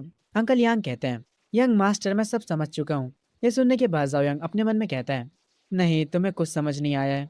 तुमसे मैंने कहा ही क्यों वो बॉडीगार्ड सारे लोगों को पकड़ने लगते हैं और उन्हें घसीट कर एक कमरे में ले जाते हैं। वो सबको जमीन पर बैठा देते हैं। अंकल यांग एक क्रीपी स्माइल देते हैं और कहते हैं, तुम लोग चुपचाप बैठ क्यों नहीं जाते हैं? अगर वो तुम्हें तेजी से मारे तो समझ जाओ ये तुम्हारे कर्मों का फल है। तुम्हें चीजें याद नहीं रहेंगी जब तक हम तुम्हें सबक ना सिखाएं। तुम लोगों की हिम्मत कैसे हुई यंग मास्टर की फैमिली की बेइज्जती करने की? लिन फैंग जोयांग के पास आता और कहता है, तुम्हारा शुक्रिया ब्रदर, तुमने लिनियुई के लिए काफी कुछ करा है। जोयांग उसे बीच में रोक कर ही कहता है, तुम किस बारे में बात कर रहे हो? छोड़ो यार वो सब, तुम्हें जो करना है करो, पर तुम लिनियुई को खुद के साथ सफर करने नहीं दे सकते। जोयांग तुरंत अंकल यांग को बुलाता है और उसकी एक आवाज से अंकल यांग भागते हुए उसकी तरफ आने लगते हैं। वो भागते भागते कह रहे होते हैं, यंग मास्टर क्या मेरे लिए कुछ ऑर्डर्स हैं? अंकल यांग को इतनी जल्दी यहाँ पर देखकर जोयांग हैरान हो जाता है। अंकल यांग कहते हैं, आपको कुछ खाने पीने के लिए चाहिए क्या? मुझे बताइए जो भी आपको चाहिए। जोयांग इनको देखकर अपने मन में कहता है, ये तो मेरे बुलाते ही तुरंत आ गए। वो आगे लिनियुई के साथ खड़ा होता और कहता है, अंकल यांग सब कुछ अरेंज करिए। लिनियुई कुछ दिनों के लिए यहीं रुकेगी। हर रोज आप ही उसको स्कूल छोड़ने जाएंगे। और अब मैं लिन फैंग से कहना चाहूंगा, भाई तुम उधर दरवाजा देख रहे हो ना, तो जाओ अब खुद से चले जाओ। ये सुनने के बाद लिन फैंग हैरान रह जाता है। वो अपने मन में कहता है, आखिर जोयंग करना क्या चाहता है? इसके पास बुरे इरादे तो नहीं है मेरी बहन को लेकर, पर वो सिर्फ 16 साल की है। जोयंग पर केस करो। खैर आगे लिन फैंग जैसे ही अपनी बहन से बात करने जाता है, अंकल यांग उसे कॉलर से पकड़ते हैं और जाकर बाहर फेंक आते हैं। वो बाहर खड़ा गुस्से में होता है और कहता है, अगर तुम जोयंग के बटलर ना होते तो मैं तुम्हें बताता कि मैं क्या कर सकता हूँ। आगे अंकल यांग गेट बंद कर लेते हैं। लिन फैंग उस गेट के पास जाता और कहता है, अंकल यांग मुझे माफ कर दीजिए, मैं जोयंग की काइंडनेस को समझ चुका हूँ। प्लीज अब मुझे अंदर आने दीजिए। अंकल यांग लिनियू से कहते हैं, अपने भाई के बारे में चिंता मत करो। वो उसे आगे ले जाते हैं और कह रहे होते हैं, यहाँ की मेट्स तुम्हें फ्रेशन अप होने में मदद करेंगी। जाओ और अपने कमरे में अच्छे से सो जाओ। घर के बाहर खड़ा बेचारा लिन फैंग रो रहा होता है। उसके ऊपर पत्तियां भी पता नहीं कहाँ से गिरने लगती हैं। वो आगे कहता है, लिनियू आखिर तुम अपने भाई को ऐसे कैसे छोड़ सकती हो? सी शिफ्ट होता है अगली सुबह। अंकल यांग कार निकाल कर खड़े होते हैं और कहते हैं, यंग मास्टर लिन फैंग और लिनियू प्लीज कार में आके बैठ जाइए। बेचारे लिन फैंग को काफी सर्दी लग रही होती है क्योंकि उसने पूरी रात बाहर गुजारी है। लिनियू लिन फैंग को बताती है, ये इनकी सबसे बेकार कार है, ये अमीरों की दुनिया है। लिन फैंग कार को देखकर अपने मन में कहता है, मैं सच में इमेजिन भी नहीं कर सकता। जोयांग बस शो ऑफ करते जा रहे हैं। जब अंकल यांग इन्हें लेकर यहाँ से स्कूल निकलते हैं, तब यहाँ पर एक और भी कार आती है। हम जोयांग को देखते हैं जो कि अपने रूम में बैठा गेम खेल रहा होता है और वो हर बार हार जा रहा होता है। उसे काफी गुस्सा आता है और वो कहता है, क्या इस गेम में कोई चीटिंग कर रहा है? मैं आखिरकार इंस्टेंटली हर गेम में कैसे मरे जा रहा हूँ? तभी एक मेड उसके कमरे में आती है और उसको बताती है, यंग मास्टर यान फैमिली से मिस यान आई है और वो आपसे मिलना चाहती हैं। जो सुन के जोयांग थोड़ा हैरान होता है और कहता है, यान फैमिली से मिस यान? मुझे अब याद आया, वो यहाँ पर कॉन्ट्रैक्ट साइन करने आई है। वो जो मेड होती है वो यहाँ से चली जाती है। जोयांग अपने मन में कह रहा होता है, ये सब सिर्फ इसलिए हो रहा है क्योंकि मेरे जैसा सिम कुछ ज्यादा ही केयर करता था। मैंने ये सब सिर्फ चन्नू के लिए शुरू किया था, उसकी मदद करी और खूब सारे पैसे खर्चा करें, पर इसके बदले में मुझे कुछ भी नहीं मिला। जो फैमिली इस पैसे कमा रही है वो है यान फैमिली और चैन फैमिली। मैं बस एक मिडिल मैन हूँ। वो मेड को वापस से बुलाकर कहता है, यान शियान को मेरे लिए वेट करने के लिए बोलो। तभी जुयंग को याद आता है, यान शियन और चू लिंगटियन, अरे ये तो वही लड़की जिसके पीछे क्रेजी ड्रैगन किंग पड़ा है। तभी हम बाहर एक खूबसूरत लड़की को बैठा देखते हैं और यही लड़की होती है यान शियान। जोयांग उससे थोड़ा वेट कराकर फाइनली उसके पास जाता और कहता है, मिस यान आपसे मिलकर काफी खुशी हुई। हमारे वहाँ देखो तो आज कितनी रेयर गेस्ट आई हैं। यान शियान सोफे से उठती है, अपना हाथ आगे बढ़ाती है और कहती है, काफी टाइम हो गया जू। पर जोयांग उससे हाथ नहीं मिलाता है। वो थोड़ा दूर जाकर सोफे पर बैठ जाता और कहता है, अरे यार मेरे साथ इतना फॉर्मल मत हो, हम इतने सालों से साथ में काम कर रहे हैं। चलो भी अब डायरेक्ट काम की बात पर आओ। यान शियान अपना हाथ वापस से पीछे कर लेती है और अपने मन में कहती है, जोयांग आज थोड़ी वियर्ड एक्टिंग कर रहा है। वो चेनलू की फ्रेंड से काफी अच्छे से बात किया करता था, पर आज इसे क्या हुआ है? यान शियान को देखकर जोयांग अपने मन में कहता है, ये लड़की सच में एक टॉप क्लास रिच ब्यूटी है, ये काफी सुंदर है। नहीं नहीं, मुझे ये सब नहीं सोचना चाहिए, मैं कोई सिंप नहीं हूँ। खैर आगे यान शियान कहती है, मेरे फादर आज बिजी थे, इसीलिए हमारी कॉरपोरेशन की इंचार्ज मैं हूँ। जोयांग अपना हाथ ऊपर करता और कहता है, मैं उस कॉन्ट्रैक्ट को कैंसिल कर रहा हूँ। ये सुनने के बाद यान शियान को काफी गुस्सा आता है और वो अपने मन में कहती है, ये कॉन्ट्रैक्ट को कैंसिल कर रहा है? क्या ये पागल हो गया है? ये तो चेनलू के लिए पागल हुआ करता था और अब ये कॉन्ट्रैक्ट को कैंसिल कर रहा है। जोयांग अपने सोफे पर बैठा होता और कहता है, मिस यान आपने वो सुना है ना, मैं पहले सिंप हुआ करता था और उस चैनलू के लिए मैंने अपना दिमाग खो दिया था। यान शियान अपने मन में कहती है, तुम ये बात मुझे क्यों बता रहे हो? हर कोई शहर में जानता है। मुझे यकीन नहीं हो रहा इसने खुद से मान लिया, इसके पास काफी हिम्मत है। यान शियान थोड़ा हंसती है और कहती है, जो तुम मजाक कर रहे हो है ना, तुम अभी काफी जवान हो, तो तुम सिर्फ एक लड़की के पीछे क्यों पड़े हो? ये सुनने के बाद जोयांग अपने मन में कहता है, एक सेकंड, ये कुछ गलत नहीं कह रही है। अगर तुम अपनी तरफ इशारा कर रही हो तो मुझे पक्का यकीन है तुम्हारा ड्रैगन किंग हस्बैंड मेरे पीछे चाकू लेकर भागेगा। आगे जोएंग कहता है, पर फिर मुझे पता चल गया। मैं पिछले दिन मंदिर में गया था, वहाँ मुझे बुद्धा का आशीर्वाद मिला। उन्होंने मुझे रास्ता दिखाया और मुझे सब कुछ साफ साफ दिखने लगा। लड़कियां मेरी जिंदगी में बस मुश्किलें बढ़ाती हैं। चेनलू या जो भी हो वो लड़की, वो मेरे टाइम के लिए वर्थ इट नहीं है। ये सुनने के बाद यानशियान अपने मन में कहती है, तो तुम्हें समझ में आ गया। पर बेवकूफ, मुझे ऐसा लगता है कि तुम्हें एलियंस ने पोजेस कर लिया है। कितना बेकार बहाना है तुम्हारे पास। पर रियलिटी में वो मुस्कुराते हुए कहती है, कॉन्ग्रेचुलेशन, तुम्हें अब समझ आ गया।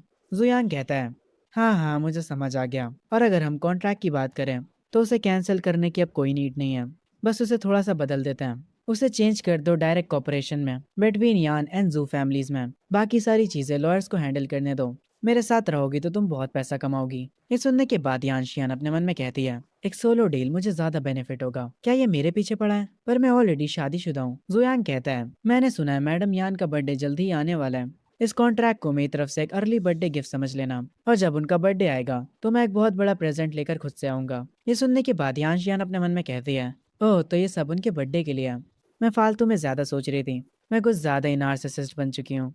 जोएंग कहता है, कोई हमारे मेहमान को बाहर छोड़ कर आओ। यानशियान सोफे से उठते वक्त कहती है, जू मैं तुम्हें बर्थडे पार्टी का इनविटेशन भेज दूंगी। उम्मीद करती हूँ कि तुम जरूर आओगे। और ये कहकर वो यहाँ से जाने लगती है। एक मेड उसे बाहर तक ले जाती है। जोएंग उसे पीछे से बाय बोल रहा होता है। उसके बाद वो वापस अपने रूम में जाने लगता है और कह रहा होता है, ओके सारा काम हो गया, अब सोने का वक्त है। जिंदगी कितनी अच्छी होती है जब तुम सिर्फ रिलैक्स करते हो। जोयांग का सिस्टम स्प्रिट कह रहा होता है, मेरा होस्ट कितना होपलेस है, इसको सनशाइन दे दो और ये शाइन करने लगता है। और ये बंदा टोटली भूल जाता है कि ये एक विलन सिस्टम का होस्ट है। तभी से ही शिफ्ट होता है चैन फैमिली में। काफी सारे बॉडीगार्ड्स यहाँ पर खड़े होते हैं और एक पर्सन सोफे पर बैठा होता है। उसके सामने चेनलू खड़ी होती है। जो चेनलू होती है वो रो रही होती है और उसके गालों पर निशान होता है। वो रोते हुए कहती है, जोयंग ने मुझे मारा और हमारी डील को कैंसिल कर दिया। पर फिर भी उसे मुझे मारना नहीं चाहिए था। मैं रियल विक्टिम हूँ। पर यह सुनने के बाद चेनलू के डैड काफी गुस्से में आ जाते हैं और वो कहते हैं, तुम दोबारा से रोने लगी। तुम बस रोती ही रहती हो। तुम आखिर सोच क्या रही थी? क्या तुम ये सोच रही थी कि तुम जोयंग से पंगे ले सकती हो? चेनलू कहती है, डैड आप उससे डरते क्यों हैं? हमारी चैन फैमिली भी काफी अमीर है, तो मुझ पे इतना गुस्सा क्यों होना? उसके डैड कहते हैं, कुछ भी हो अभी के लिए चीजें ऐसी ही हैं। बातें करने में टाइम वेस्ट नहीं करना चाहिए। हमारी फैमिली वैसे भी इतनी नहीं गिरने वाली अगर जू फैमिली हमें छोड़ भी देती है तो। तभी मेन गेट से यहाँ पर अंकल यांग एंट्री मारते हैं, वो भी काफी सारे लोगों के साथ, और वो कह रहे होते हैं, तुमने सही कहा। चेनलू के डैड उन्हें देखकर उठते हैं और गुस्से में कहते हैं, तुम्हारी हिम्मत कैसे हुई हमारे घर में घुसने की? अंकल यांग कहते हैं, मैं मास्टर जोयंग का बटलर हूँ। मैं यहाँ पर तुम्हारे कॉन्ट्रैक्ट की पेनल्टी पे करने आया हूँ। ये सुनने के बाद चेनलू के डैड काफी हैरान हो जाते हैं और वो अपने मन में कहते हैं, क्या जोयंग सच में कॉन्ट्रैक्ट को एंड कर रहा है?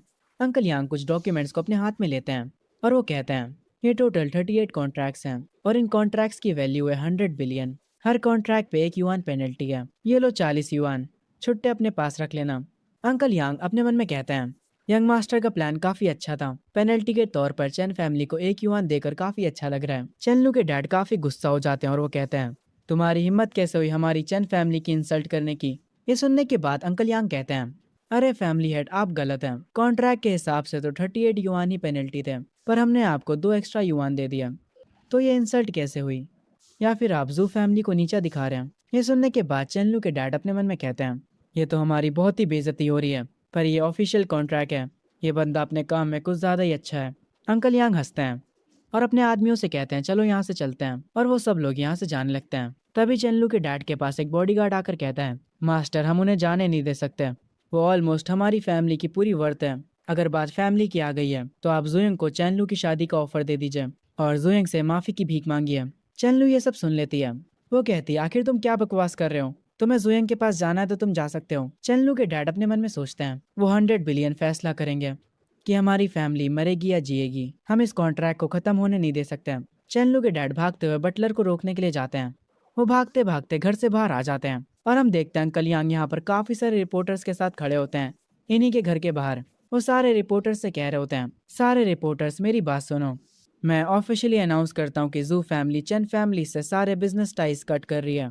अब से हमारे बीच कोई भी कनेक्शन नहीं है। सारे रिपोर्टर्स एक ही सवाल पूछ रहे होते हैं, बटलर यांग आखिर जू फैमिली अचानक से सारे टाइज क्यों कट कर रही है? अंकल यांग कहते हैं, एक असली कॉरपोरेशन दोनों रास्तों पर चलती है। अगर एक साइड सही नहीं है तो जू फैमिली उनसे जबरदस्ती नहीं करेगी। ये कहकर अंकल यांग अपनी कार में जाकर वापस बैठ जाते हैं और यहाँ से चले जाते हैं। चेनलू के डैडी ये देखकर काफी ज्यादा गुस्सा होते हैं। तभी हम एक बंदे को देखते हैं जो कि पेड़ के पीछे छुप कर ये सब देख रहा होता है। वो अपना फोन निकालता है और किसी के पास कुछ खबर भेजता है। हम एक ब्लैक सूट वाले बंदे को देखते हैं जो कि किसी से बात कर रहा होता है। वो कह रहा होता है जू फैमिली के हेड ने चैन फैमिली से सारी टाइज कट कर ली हैं, वो भी पब्लिकली, और उन लोगों की काफी बेइज्जती भी करी है। इस कंट्री में अब काफी बड़े चेंजेस आने वाले हैं। तभी से शिफ्ट होता है जोयांग के ऊपर, जो कि अपने बेड पर लेटा आराम से मोबाइल चला रहा होता है। इस टाइम पर वो फोन में देखता है हर तरफ उसकी फैमिली के बारे में न्यूज चल रही होती है। जोयांग ये देखकर कहता है इन लोगों को न्यूज के टाइटल तो अच्छे रखने चाहिए था, इतने लेम टाइटल कौन रखता है, हर बार ये लोग टाइटल में शॉकिंग ऐड कर देते हैं। आखिर मेरी सिंप रेपुटेशन कब खत्म होगी। तभी जोयांग के सिस्टम पर नोटिफिकेशन आती है। होस्ट ने लियन को अपने नीचे दबा दिया है, आपको 300 लक पॉइंट्स दिए जा रहे हैं। होस्ट ने लियन को बीट कर दिया है, आपको 1000 लक पॉइंट्स दिए जा रहे हैं। सिस्टम की नोटिफिकेशन को देखकर जुयंग काफी हैरान हो जाता है और वो कहता है पर मैंने कब लियान को कुछ करा, क्या मेरा कोई क्लोन है। तभी वहां पर सिस्टम स्प्लिट आ जाती है और वो अपने मन में कहती है अरे यार ये कितना बेवकूफ होस्ट है, तुमने ही तो लिनफैंग को कहा था लियान को हैंडल करने के लिए, इस पागल को लग रहा है कि इसने क्लोन मूव सीख लिया है, कितना पागल है ये कहने के बाद सिस्टम स्प्लिट चला जाता है। जोयंग अभी भी काफी हैरान होता है। वो कहता है अरे यार मैं तो लिनियान से मिला भी नहीं काफी समय से। तभी सिस्टम स्प्लिट उसे बताता है होस्ट प्लीज अपना दिमाग यूज कर लो, तुम्ही ने लिनफैंग से कहा था कि वो लियान से डील करें और अब तुम खुद ही भूल गए। ये सुनने के बाद जोयांग कहता है अरे हाँ मेरे पास दिमाग हुआ करता था, पर जब से ये सिस्टम मुझे मिला है मैं धीरे धीरे पागल होता जा रहा हूँ, तो ये तुम्हारी गलती कि मेरे पास दिमाग नहीं है। ये सुनने के बाद सिस्टम स्प्लिट पागल हो जाता है और वो कहता है काश मैं अपना होस्ट बदल सकता, अगर मैं इंसान होता तो मैं तुझे ही मारता। सीन शिफ्ट होता है और हम देखते हैं लिन फैंग कुत्तों की तरह लियान को मार रहा होता है और कह रहा होता है एक्सेप्ट कर रहे हो या नहीं, एक्सेप्ट कर रहे हो या नहीं कि मैं तुम्हें और मारूं। लियान कह रहा होता है आखिर ये हो क्या रहा है। वो अपने मन में कहता है ये बंदा मुझे इतने बेरहमों जैसे मार क्यों रहा है, ये कह रहा है कि अगर मैं एक्सेप्ट नहीं करूंगा तो ये मुझे मारते मारते मार देगा, और जब मैंने एक्सेप्ट कर लिया तो ये मेरा मजाक उड़ा रहा है और उसके बाद मुझे दोबारा मारा। आखिर मैं करूँ तो करूँ क्या, आखिर इसे किस तरीके का जवाब चाहिए था। तभी हम थोड़ी देर पहले का सीन देखते हैं कि आखिर ये लड़ाई शुरू कैसे हुई। तो बेसिकली ये दोनों कैंपस हॉल में थे। लिनफैंग आकर लियान को धक्का दे देता है। लियान कहता है अंधा है क्या बे। लिनफैंग हंसते हुए कहता है यार मैं तुमसे गलती से टकरा गया था और तुम डायरेक्ट ही मुझे गाली देने लगे, मैं तो बस माफी मांगने ही वाला था, पर क्योंकि अब तुमने मुझे गाली दे ही दी है, तुम एक अच्छे इंसान नहीं हो, तुम्हें एक जेंटलमैन की तरह रिएक्ट करना चाहिए था, पर अब क्योंकि तुमने जेंटलमैन जैसी एक्टिंग नहीं करी तो चलो अपने हाथों से मामले को सॉल्व करते हैं। ये सुनने के बाद लियान अपने मन में कहता है मैं पहले स्टेज के पीक पर हूँ, कल मैं जोयांग से थोड़ा हार गया था पर वो अलग बात है, अब तो मुझे रैंडम लोग भी आकर हल्के में ले रहे हैं, इनकी ऐसी की तैसी ने सबक सिखाना होगा। वो लिनफैंग से कहता है ठीक है आओ चलो बाहर चलते हैं, और वो फिर लिनफैंग के साथ बाहर चला जाता है। सीन प्रेजेंट पे आता है और हम देखते हैं लिनफैंग कुत्तों की तरह लियान को मारे जा रहा होता है। लिनफैंग अपने मन में कहता है मैंने नहीं सोचा था कि इस बंदे को मारने से मुझे सिस्टम का रिवॉर्ड मिलेगा, मैं डायरेक्ट मास्टर से फाउंडेशन स्टेज पर आ गया, मुझे काफी मजा आ रहा है, जोयांग काफी औसम बंदा है। लियान कहता है छोड़ो मुझे, लड़ाई करना बंद करो, अब मैं हार चुका हूँ, मैं गिव अप करता हूँ। लिनफैंग उठ जाता है और उसे छोड़ देता है। लिनफैंग कहता है इस बात को याद रखना बच्चे, अब से अपनी आंखें खुली रखना, तुम हर किसी से पंगे नहीं ले सकते हो। ये सुनने के बाद लियान को गुस्सा आता है और वो कहता है आखिर तुम हो कौन, अगर हिम्मत है तो अपना नाम बताओ। लिनफैंग कहता है मेरा नाम लिनफैंग है और मैं इकोनॉमिक क्लास 2 से हूँ। अब तो मैंने तुम्हें नाम भी बता दिया और क्लास भी, जो बिगाड़ पाओ बिगाड़ लो, मैं वैसे भी हर टाइम तैयार रहता हूँ। ये कहने के बाद लिनफैंग यहाँ से चला जाता है। लियान काफी गुस्से में होता है, वो अपनी पॉकेट से अपना फोन बाहर निकालता है और अपने एक अंकल को कॉल करता है और कहता है अंकल शियान मुझे किसी ने कॉलेज में मारा है, आपको मेरी मदद करनी होगी। फोन के दूसरी तरफ से आवाज आती है तुमने क्या कहा, किसकी हिम्मत हुई तुम्हें मारने की, लग रहा है उन्हें अपनी जिंदगी से प्यार नहीं है। लियान कहता है वो हमारे ही कॉलेज का बंदा है, एक गरीब लड़का जिसका नाम लिनफैंग है। उसके अंकल फोन की दूसरी तरफ से कहते हैं ठीक है तुम बस इंतजार करो, उस बंदे की फील्डिंग मैं सेट करता हूँ। तभी हमें थोड़ी देर बाद का सीन दिखाया जाता है। कुछ पुलिस वाले लिनफैंग को घेर लेते हैं। एक पुलिस ऑफिसर उससे कहता है तुम्हारा नाम लिनफैंग है ना। लिनफैंग कहता है हाँ मेरा ही नाम है लिनफैंग, क्या हुआ। पुलिस वाला अपना आईडी कार्ड दिखाता और कहता है मैं लॉ इन्फोर्समेंट से चीफ वोंग हूँ, डिप्टी डायरेक्टर शियान ने तुम पर रिपोर्ट करी है, उन्होंने कहा कि तुमने अपनी एनर्जी का यूज करके किसी को हर्ट करा है, चलो हमारे साथ आओ इन्वेस्टिगेशन के लिए। ये सुनने के बाद लिनफैंग हैरान रह जाता है। वो अपने मन में कहता है मैंने अपनी पावर्स का यूज करके किसी को मारा, पर मैंने तो उसे अपने हाथों से मारा था, लियान ने मुझ पर झूठा केस लगा दिया। लिनफैंग जल्दी से अपना फोन निकालता है और किसी को फोन लगाता है। वो पुलिस वालों से कहता है एक सेकंड रुक जाओ, मुझे किसी को कॉल लगाने दो। ये सुनने के बाद वो पुलिस वाला अपने मन में कहता है ये लड़का बेचारा अनलक्की है, ये चाहता तो किसी से भी पंगे ले सकता था, पर इसे डिप्टी डायरेक्टर शियान से ही क्यों पंगे लेने थे। अब इसका कुछ नहीं हो सकता। ठीक है लिन फैंग, जिसको कॉल कर रहे हो उसको जल्दी कॉल करो, हमारा टाइम बर्बाद मत करो। लिन फैंग जोयांग को कॉल करता और उससे कहता है, जोयांग मुझे अरेस्ट किया जा रहा है। लियान ने मुझे झूठे केस में फंसा दिया है कि मैंने उस पर वेपन से अटैक किया है। जल्दी कुछ करो और मेरी बेल कराओ। ये कहकर लिन फैंग कॉल को काट देता है और पुलिस वालों से कहता है, चलो चलते हैं। लिन फैंग अपने मन में कहता है, यार पर मैं तो इमॉर्टल एम्परर हूँ, मुझे तो इस दुनिया पर रूल करना था। मेरा बस आज दूसरा दिन है अर्थ पर और मैं आज ही जेल जा रहा हूँ। ये कितना एम्बैरेसिंग है। सीन शिफ्ट होता है जोयांग पे। वो ये सुनने के बाद हंसने लगता है और कह रहा होता है, बताओ ये लोग फॉर्मर एम्परर को जेल में भेजने वाले हैं। ये प्लॉट ट्विस्ट तो काफी अजीब है। नॉवेल्स में तो पुलिस वाले चीजों से दूर रहते हैं, पर ये चीज लिन फैंग के साथ क्यों हो रही है। मेरा नंबर 1 हेल्पर अरेस्ट हो चुका है। जोयांग अपने कोट को पहनता और कहता है, मुझे उसकी मदद करनी होगी। आखिरकार लिन फैंग ने मुझे 1816 पॉइंट्स दिए हैं। सबसे इंपॉर्टेंट बात, वो मेरा टॉप का बंदा है। मुझे ऑलरेडी ईवल स्प्लिट मून मिल चुका है। जो फॉर्मर एम्परर है वो अब सेफ है। सीन शिफ्ट होता है पुलिस स्टेशन पर। जुयांग चेयर पर बैठा होता है। एक पुलिस वाला उसे चाय देते हुए कहता है, यंग मास्टर जुयांग अपनी चाय को एंजॉय करिए। लिन फैंग जुयांग के पीछे खड़ा होता है। जुयांग चाय के कप को पकड़ते हुए कहता है, अरे इतने फॉर्मल मत होइए कैप्टन वोंग, मैं बस यहाँ पर किसी की बेल करवाने आया हूँ। जुयांग के साथ कैप्टन वोंग का बिहेवियर देखकर लिन फैंग काफी हैरान हो जाता है और वो अपने मन में कहता है, तो ये होती है पैसों की ताकत। अभी कुछ टाइम पहले ये कैप्टन वोंग कितना सीरियस था, पर जैसे ही उसने जुयांग को देखा वो अब हंसी मजाक करने लगा। जुयांग चाय के कप को नीचे रखता और कहता है, लीगली ये एक म्यूचुअल फाइट है, ना कि वन साइडेड असॉल्ट। मैं कॉम्पनसेट और सेटल करने के लिए तैयार हूँ। ये सुनने के बाद कैप्टन वोंग कहते हैं, यंग मास्टर जो बिल्कुल सही कह रहे हैं, मैं लियान से बात करूंगा। जोयांग उठता है और हंसने लगता है। वो हंसते हंसते कहता है, मुझे यकीन नहीं हो रहा कि तुम पकड़े गए। मैं हंसते हंसते कहीं बेहोश ना हो जाऊं। जोयांग अपने मन में कहता है, इन लोगों ने एक एम्परर को जेल में रखा था। ये कितनी फनी बात है यार। लिन फैंग अपने मन में कह रहा होता है, आखिर इसे इतनी हंसी क्यों आ रही है, इसमें फनी क्या था। अगर मैं तुम्हारी मदद ना करता लियान के साथ डील करने में, तो मैं अरेस्ट ही ना होता। मेरे अरेस्ट होने के पीछे के मास्टरमाइंड तुम हो। तभी यहाँ पर थोड़ी देर बाद लियान को भी बुला लिया जाता है। जोयान के हाथों में कुछ डॉक्यूमेंट्स होते हैं। वो उन्हें लियान को देता है और कहता है, इस पर साइन करो और अपने फिंगरप्रिंट लगाओ। इस मैटर को और मत बढ़ाओ। लियान साइन तो कर रहा होता है, पर वो काफी गुस्सा होता है और अपने मन में कह रहा होता है, जोयांग तुम बस इंतजार करो, मैं इस मैटर को खत्म होने नहीं दूंगा। मैं एक दिन तुम्हारा सारा हिसाब चुकाऊंगा। लियान अभी तो साइन कर देता है, पर वो अंदर ही अंदर काफी गुस्सा होता है। वो उस पेपर को वहीं पर फेंक कर चला जाता है। जुयांग कहता है, कैप्टन वोंग आपने कहा था डिप्टी डायरेक्टर शियान ने ऑर्डर करा था अरेस्ट करने के लिए।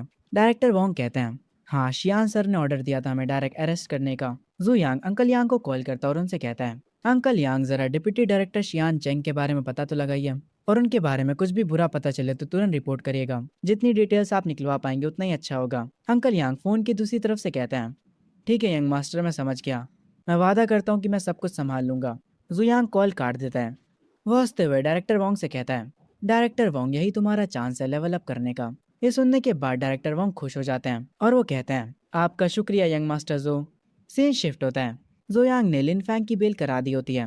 वो लोग बाहर सड़क पर चल रहे होते हैं। जोयांग लिन फैंग से कहता है, अगली बार ध्यान रखना यार, मास्क पहनने के बाद ये सब काम करा करो ताकि तुम्हें कोई पहचान ना पाए। बस मारो और भाग जाओ, कोई पहचान ही नहीं पाएगा कि ये तुम थे। लिन फैंग पीछे मुड़ता है और कुछ नोटिस करता है और अपने मन में कहता है, कोई बंदा जोयांग पर नजर रख रहा है, ये काफी इंटरेस्टिंग है। अब मुझे हैरानी नहीं हो रही कि सिस्टम चाहता है कि मैं जोयांग को प्रोटेक्ट करूं। इस बंदे को पता भी नहीं कि इसने कितने लोगों से दुश्मनी ले रखी है। हम देखते हैं ये सब दूर से खड़ा लिंगटियान भी देख रहा होता है और वो कहता है, मैं इसको क्यों प्रोटेक्ट करूं आखिर। क्या मेरे जैसे ड्रैगन किंग को सच में इस बंदे को प्रोटेक्ट करने की जरूरत है। आखिर इस सिस्टम का मतलब क्या है। मैं जा रहा हूँ, मुझे कुछ नहीं करना। इससे बेटर मैं घर जाकर अपनी प्यारी सी बीवी के लिए लंच बनाऊं। सीन जोयांग पर शिफ्ट होता है। उसे किसी का कॉल आता है। वो उस कॉल को देखकर कहता है, माफ करना मुझे काम आ गया, मैं अब जा रहा हूँ। तो लिन फैंग तुम खुद से स्कूल चले जाना। लिन फैंग थोड़ा हैरान होता है ये सुन के। खैर जोयांग यहाँ से जल्दी से निकल जाता है। लिन फैंग पीछे खड़े होकर देख रहा होता है। जोयांग की कार एक बिल्डिंग के सामने रुकती है। वो अपनी कार से उतरता है और इस बिल्डिंग को देखकर अपने मन में कहता है, हमारी फैमिली ने ये बिल्डिंग उन्हें लीज पर दी थी, उन्हें हमें रेंट देना चाहिए फेवर के तौर पर। जुयांग उस बिल्डिंग के अंदर जाता है। हम देखते हैं वहां पर यान शियान होती है और उसके पीछे एक आदमी जो कि अपने हाथों में फूलों का बुके लिए होता है। वो यान शियान से कह रहा होता है, शियान प्लीज मेरी बात सुनो, ये फ्लावर्स इम्पोर्टेड हैं, बाहर से मंगवाएं, ये बहुत ज्यादा महंगे हैं, प्लीज इन्हें ले लो। यान शियान पीछे मुड़ती और कहती है, फैंग जिंगमिंग हम ज्यादा क्लोज नहीं हैं, इसीलिए मुझे शियान मत बुलाओ, मेरी एक मीटिंग है, इसीलिए मेरा पीछा करना बंद करो। जुयांग दूर से खड़े होकर ये सब देख रहा होता है और अपने मन में कहता है, देखो तो जरा, एक क्लूलेस रिच लड़का ड्रैगन किंग की बीवी के पीछे पड़ा है। हम देखते हैं वो बंदा यान शियान का हाथ पकड़कर उसे जबरदस्ती आगे ले जाने लगता है। आगे वो बंदा कहता है, शियान आखिर तुम किस मीटिंग के बारे में बात कर रही हो? उन्हें बस मेरा नाम बता दो और वो लोग मीटिंग को कैंसिल कर देंगे। उनकी हिम्मत भी नहीं है मेरी बेइज्जती करने की। तभी जुयांग यहाँ पर आता है और कहता है, आखिर तू है कौन जो वो लोग तेरी इज्जत करेंगे? तुम कुछ भी नहीं हो। जुयांग अपने मन में कहता है, मैंने नहीं सोचा था कि मैं इस मैटर में दखल दूंगा।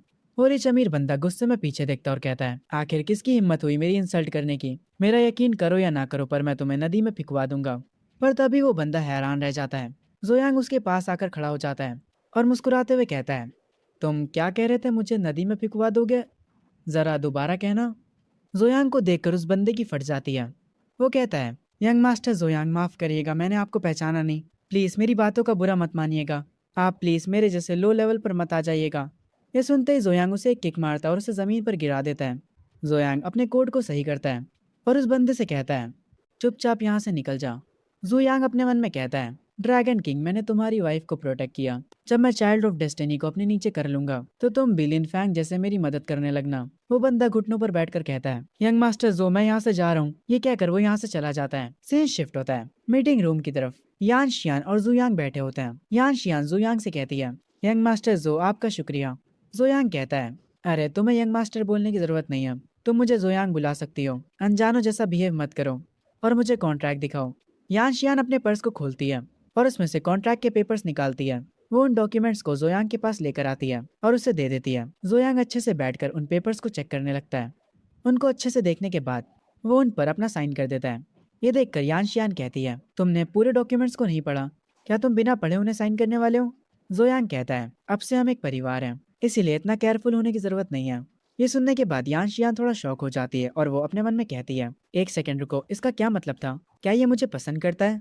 पर मैं पहले से शादीशुदा हूँ। अगर यही बात है तो मुझे लिंगटियान के साथ यहाँ से भागना होगा। जोयांग अपनी चेयर से उठता है। यान शियान अपने हाथ में एक इनविटेशन लिए होती है और उसे जोयांग को देते हुए कहती है, 2 दिनों बाद मेरी ग्रैंड माँ का बर्थडे है, तुम्हें वहाँ जरूर आना होगा। जोयांग उस बर्थडे के इनविटेशन को ले लेता है। वो उसे देखते हुए कहता है, हाँ मैं वहाँ जरूर आऊँगा। और वो अपने मन में कहने लगता है, एक बर्थडे पार्टी है ना, मैं उम्मीद करता हूँ ये पार्टी अच्छी हो। वहाँ पे ड्रैगन किंग भी होगा। मैं इस पार्टी के लिए काफ़ी एक्साइटेड हूँ। मीटिंग पूरी करने के बाद जोयांग बिल्डिंग से बाहर आ जाता है